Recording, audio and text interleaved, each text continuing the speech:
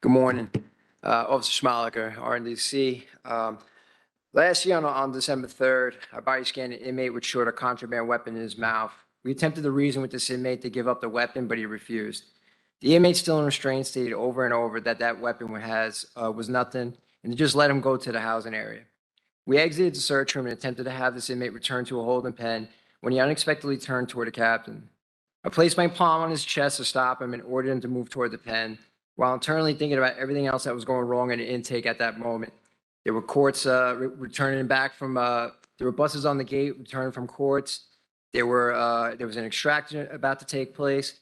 There was just a lot of issues going on in the intake at that time. My momentary lapse in judgment provided an opportunity for this inmate to strike me with his forehead across my nose, breaking it clean as I stumbled forward. The inmate hit me with such force that he fell to the ground while staff attempted to restrain him.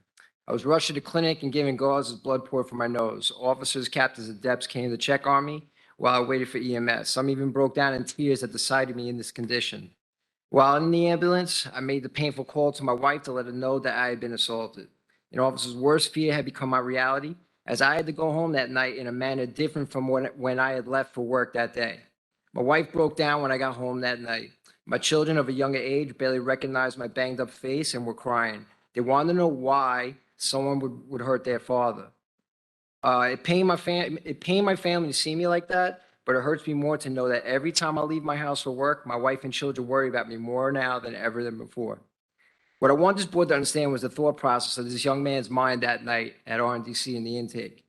He was so intent to bring this weapon to his newly assigned housing area that he was willing to seriously assault an officer. And why was that? This inmate is a known gang member and has assaulted staff in the past, and his intent that day was to go into a housing area and seriously harm another inmate or worse. Had security and the intake staff of RNDC not done their job that night, another inmate may have had his face sliced open instead of me ending up with a broken nose.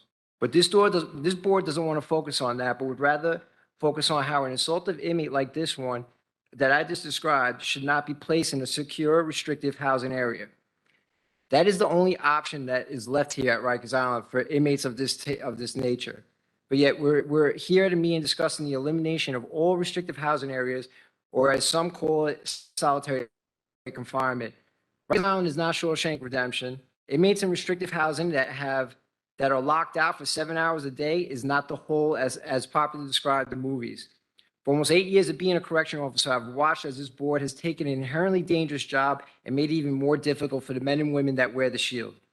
Please tell me how eliminating restrictive secure housing areas makes the jail safer for both the inmates and the staff. Thank you.